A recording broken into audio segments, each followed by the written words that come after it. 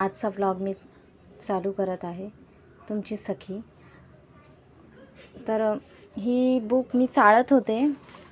आज सुट्टी असल्याकारणाने मुलांची बुक मी चाळत होते. माझी मोठी मुलगी खूप सुंदर सुंदर चित्र काढते. कुठून शिकली नाही काय नाही, स्वतःच्या मनानेच काढते बघून. छान अशा पद्धतीने वुमन्स डे होता परवा, त्याच्यासाठी तिने माझ्यासाठी तिने प्रयत्न करत होती काढायचा. तिचं पूर्ण झालेलं नाही कलर. म्हटलं एकदा दाखवून घ्यावं. अशीच बुकं चाळत असताना मी केसांबद्दल पण थोडीशी माहिती तुम्हाला सांगायचं म्हणून बघत होते, चाळत होते बुक्स. त्याच्यामध्ये ही तिची बुक सापडली. अतिशय सुंदर काढलं आहे. कसं काढलं हे तुम्ही नक्की कमेंटमध्ये सांगा मला. तर मैत्रिणींनो, आज मी तुम्हाला केसांबद्दल थोडीशी माहिती सांगणार आहे, जेणेकरून म्हणजे केस गळण्यासाठी, केस पांढरे होण्यापासून वाचतील.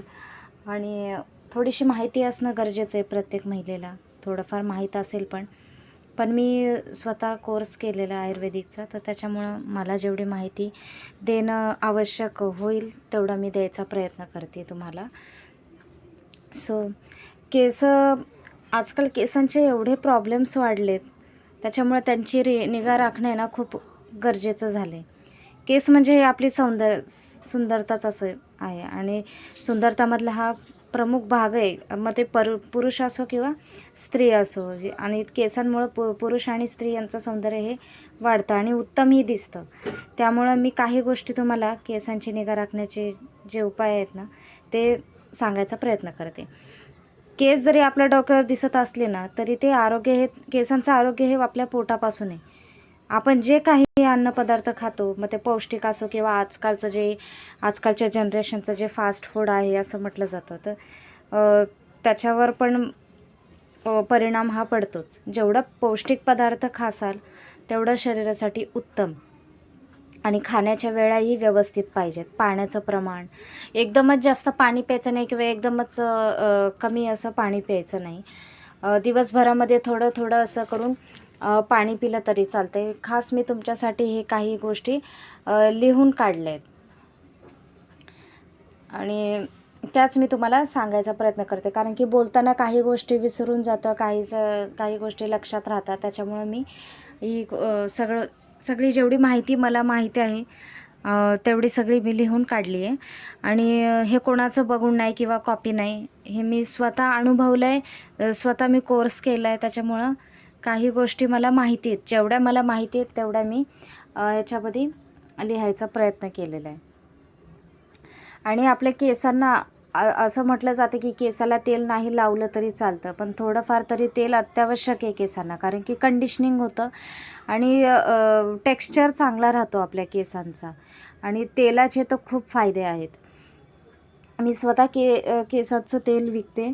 अगदी उत्तम त्याचा म्हणजे उपचार होतो त्याचा केसांवर.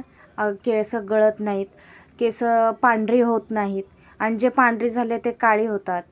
आणि शिवाय सिरमचं जे पावडर आहे ते पण आहे माझ्याकडे अवेलेबल, ते पण मी विकते. तर परत मी वळते माझ्या गोष्टींकडं. तर अगदी आठवड्यातनं एकदा जरी तेल लावलं ना, एक रात्रभर, आणि दुसऱ्या दिवशी केस धुतले तरी चालतं. जर 2 दिवस केसाला तेल असेल तर उत्तमच आहे. आणि कधी पण केस धुताना शॅम्पू हा डायरेक्ट केसांवर अप्लाय करायचा नाही.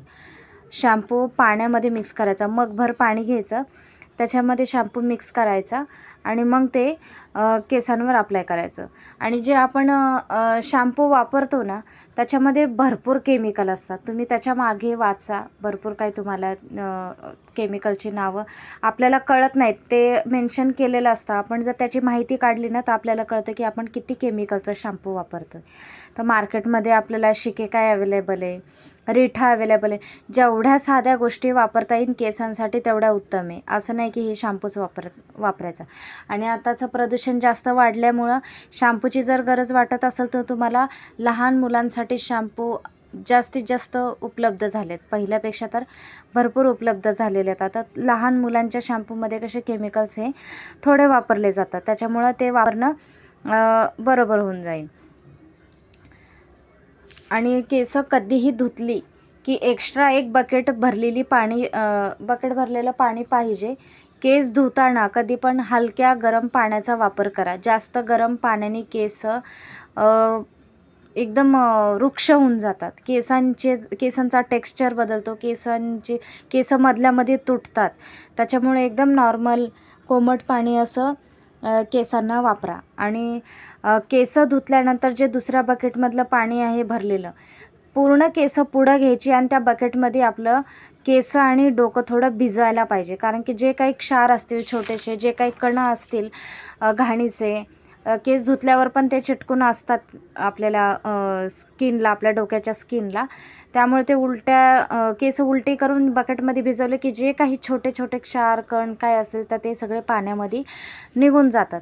या बारीक सारीक गोष्टी जरी आपण पाळल्या ना तर केस ही व्यवस्थितपणे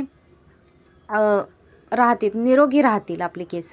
आणि महत्त्वाचं म्हणजे दिवसातनं 7 ते 6 तास मिनिमम, तशी आपल्याला 8 तासाची झोपेची गरज आहे, पण 6 किंवा 7 तास जरी झोप आपली व्यवस्थित झाली तरी उत्तम आहे केसांसाठी.